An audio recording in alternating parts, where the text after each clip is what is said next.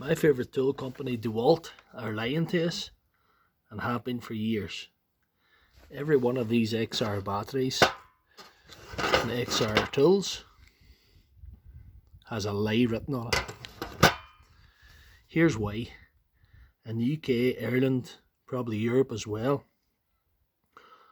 Dewalt XR tools are labelled 18 volt.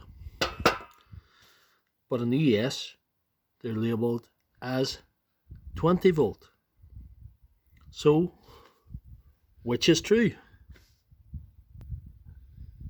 This is a fully charged XR battery.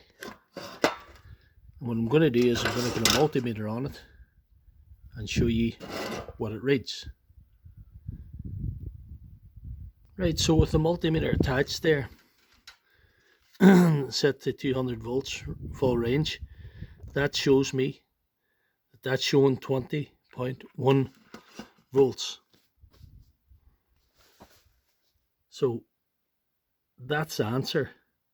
A fully charged 18 volt UK battery, UK spec battery is 20 volts, and a US spec battery fully charged is 20 volts. So it appears the guys in the US are correct. USA all the way.